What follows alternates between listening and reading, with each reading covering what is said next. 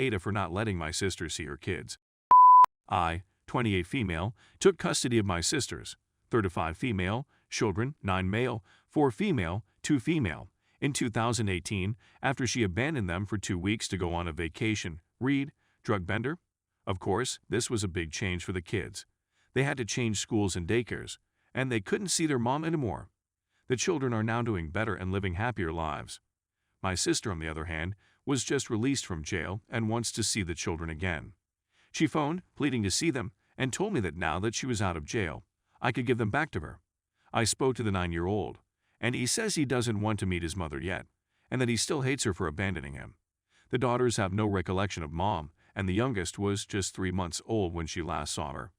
I wish I could have helped them have a stronger connection with her, but I don't want to push the oldest to meet her if he doesn't want to.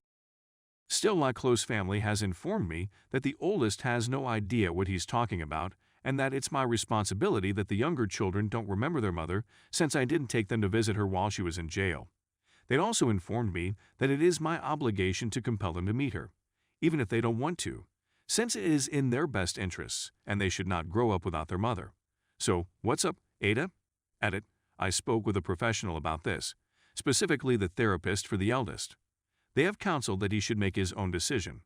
I'm simply curious whether I'm being a jerk to my sister. In addition, I adopted the children and have full care of them. Update. I offered my eldest 2 weeks to decide whether or not he wanted to speak to my sister. I believe the choice he made at first could have been done out of rage, so I wanted to give him time to think about it. He eventually determined that he did want to speak to her. I must confess that I was astonished, but we set up a Zoom call between them nevertheless, of course with me supervising. He stated to me just before the Zoom conversation that he wanted to speak to her just to see if she'll say sorry. She didn't apologize. She really began the conversation with "Hello there. It's been a long time. I presume you're ready to come home with me now." And then she spotted I was sitting with him and almost immediately went into allegations about alienation and how I had to give the kids back now or she'll call the cops and claim I abducted them. My eldest was visibly disgusted. He asked her whether she was going to apologize to him, and she had the arrogance to inquire as to what she had to apologize for. He just turned off the Zoom call at that moment. I asked him if he was all right, but he spent the remainder of the day alone in his room. That night, he informed me he never wanted to speak to her again. I told him that never is a long time, but that we wouldn't force him to speak to her if he didn't want to, and that we would never ever give him back to her. Never, he said, is a long time. We informed him that in this context, never meant never. I'm still stunned. I have no idea what happened to my sister. As a child, she was my best buddy. She was almost like a second mother to me. I'm not sure how she went from being kind, caring, and pleasant to all of that in such a short period of time. Or maybe things didn't change that quickly and I simply didn't realize until it was too late, and I was traveling 4 hours away at midnight to pick up 3 little children, one of whom I had no idea existed. Even when I formally adopted kids, I honestly never thought of myself as their parent until today. I felt more like I was simply looking after them in the long run. But now I understand those youngsters are my children, and they'll be my children for the rest of my, and hopefully their life. Thank you so much for all of your assistance, gentlemen. I wish you everyone a wonderful day. Story 2. Ada for telling my daughter that her not wanting kids is why I wanted to have more children. I, 42 female, was a teen mother. I married only a few weeks after becoming 18 and gave birth to my daughter Kiara. 24 female, the week before I turned 19. I was a baby at the time, and I despised my situation, particularly when my husband died. Kiara was the only light in my life at the moment. It was just me, and her vs the rest of the world. Kiara told me when she was 13 that she didn't want to have children because she was afraid they'd experience the same upbringing she had. That stung, but it was her decision, and I told her so. I began bringing her to an after-school ed class. Her school didn't have one, so she could learn how to be safe and avoid being in a situation like mine. She said it again and again throughout the years, even though she knew I didn't enjoy hearing it. But that's okay. It's her decision. Nobody will make her do it. I remarried the same year Kiara graduated and my husband, and I have been trying to have additional children ever since.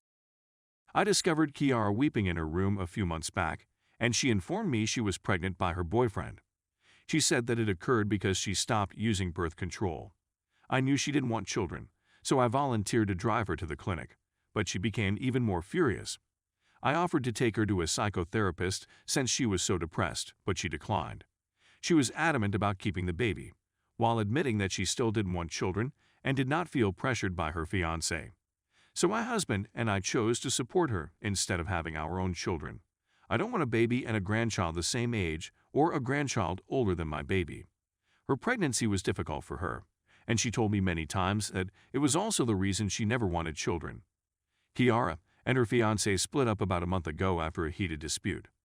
Then she was scared a week later. She's been inconsolable, and I understand how she feels since I've suffered 2 miscarriages.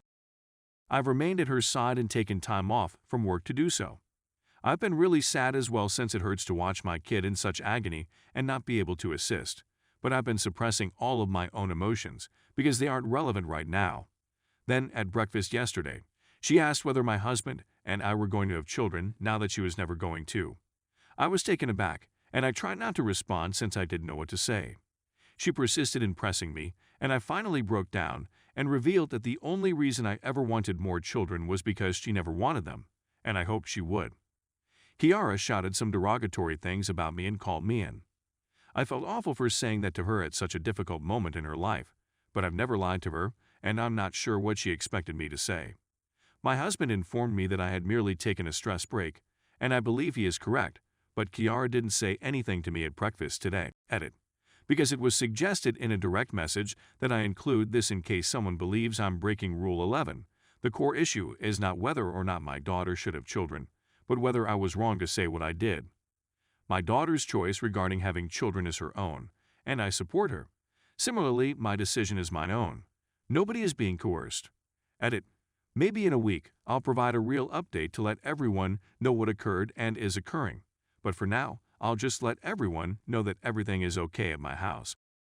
Update. I had a discussion with Kiara and told her I should never have said what I said and that I was wrong. I defined what I meant and told her she is my everything, as many of you suggested. I told her that I didn't want children for grandchildren, but rather to expand our family, but that I'd rather be there for her than concentrate on a baby myself. I told her I didn't intend to put pressure on her since I loathe not having a generation gap because of my extended family in my native country. She smiled at me and said she had forgiven me and was sorry for what she had said, so I forgave her as well. She said she was willing to visit the psychologist right away if I would accompany her, so I agreed and we scheduled appointments for after New Year's. But I couldn't help but wonder why she was having the kid when she didn't want any. She was willing to chat this time. She said that witnessing all of her friends marry, have children, and be so happy made her envious, and she had changed her mind. She stopped using birth control due to hormonal concerns and did not want to get pregnant, but when she did, she opted to keep it. She said she lied to me about not wanting to be pregnant throughout her pregnancy because she thought she was a burden and wanted to drive us all away. That didn't make sense to me, but I told her we'd speak to the psychologist about it since she'd be the most knowledgeable. She stated that she made up an argument and ended her relationship with her boyfriend because she believed she was enslaving him with a baby and that he deserved better. She allowed me to see their messages, and all I see is him checking on her and her ignoring him. She informed me she didn't tell him she miscarried because she's afraid she'll lose him for good if she does. I went with her the next day to speak with him and assisted her in explaining the problem. He forgave her and they decided to start again as long as they went to therapy as well. Everything has been going well at home since then. Kiara seemed to be happy and to have had a good time at our modest Christmas celebration with her fiancé. My husband and I also spoke about perhaps fostering or adopting an older child, as Kiara and her fiancé both declare at the celebration that they will have children. So thank you for teaching me the proper method to express myself, because seeing my daughter happy again means more to me than anything else.